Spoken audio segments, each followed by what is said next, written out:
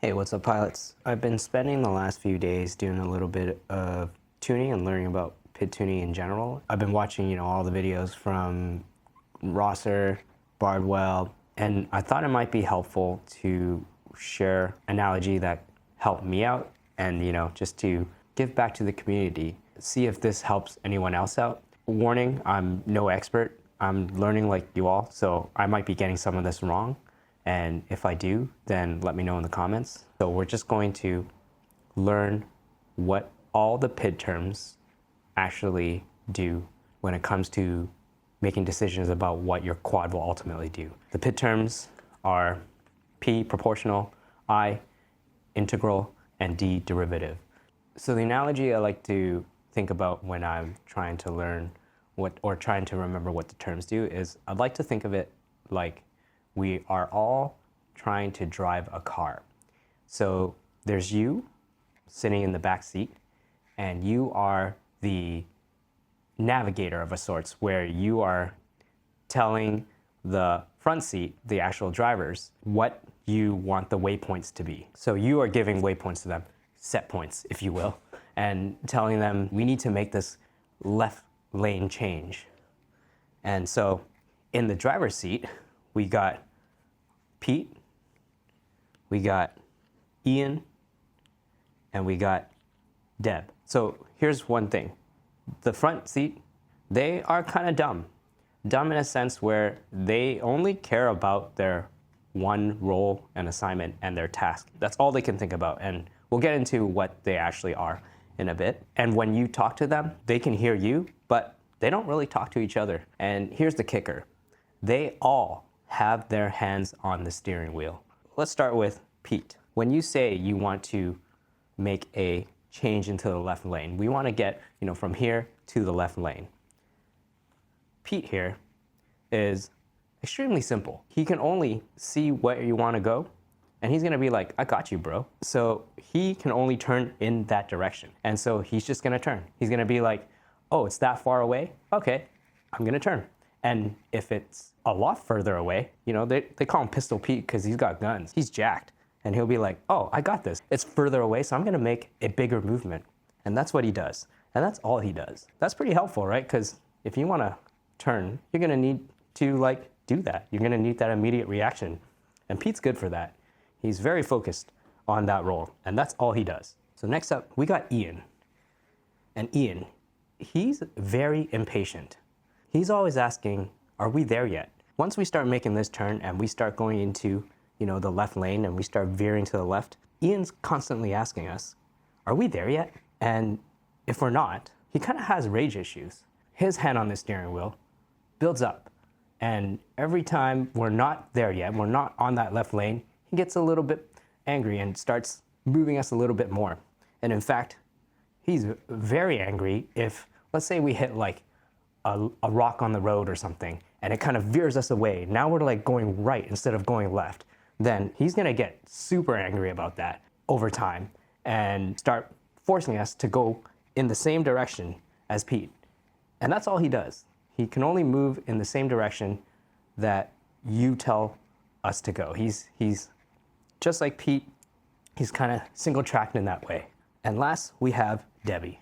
And Debbie, she's kind of dumb too, but she can already see that the other guys are already moving towards that direction, but she knows how Pete can be a bit much sometimes, and combined with Ian, maybe a bit too much. So Debbie is always trying to turn in the other way to prevent the other guys from overshooting. The thing is, Debbie has anxiety. The faster we are moving towards that direction, the more anxiety she has. We are going too fast, she says. So she is always turning in the other direction and kind of counter-steering against what the other guys are doing. So if you go inside Betaflight, you'll see that these numbers are all there and they exist.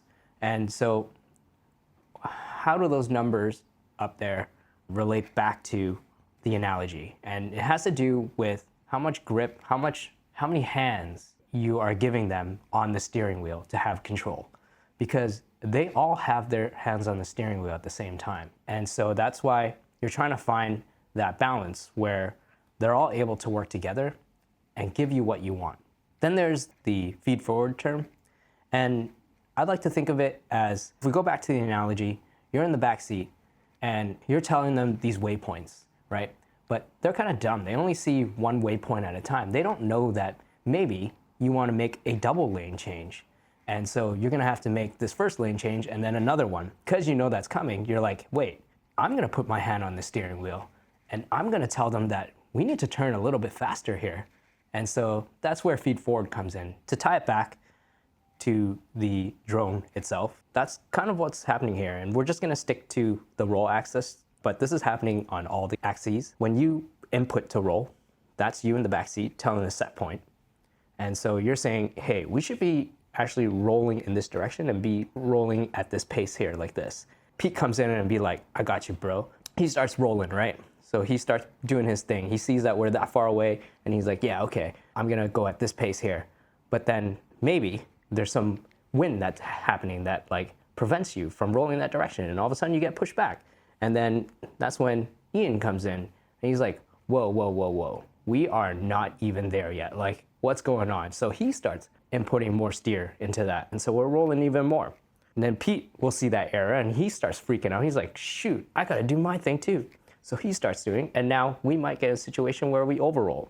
But Debbie comes in and be like, whoa, let's hold back here. Make sure that you get to the set point without overshooting it. I guess the last thing I want to bring up too is that this does not cover the actual, tuning itself, because there are other features that Betaflight has that kind of deal with different edge cases where you may not want, or you may want to modify how these terms are calculated. For instance, like we know that Ian here freaks out when we have big changes, right? When we're far away from our set point. So what if we were turning the wheel and then all of a sudden we say that we want to go in that direction actually. Sorry, I said left lane, I meant right lane. So now the set point, or what we're telling the crew up front, is that we actually should be over here, guys. Pete's already gonna notice and he's gonna do his thing, but Ian's gonna freak out even more because it might take us longer to go from here to here.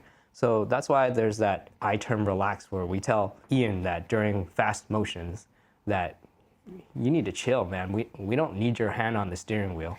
So there's stuff like that that you should really watch the rest of Rosser's videos or other tuning guides to tune your quad. My video here is just to help you understand what all the different terms mean so that you have an easier time understanding the actual guides that walk you through on how to properly tune your quad. That's it from me, so hope that helps you. Later.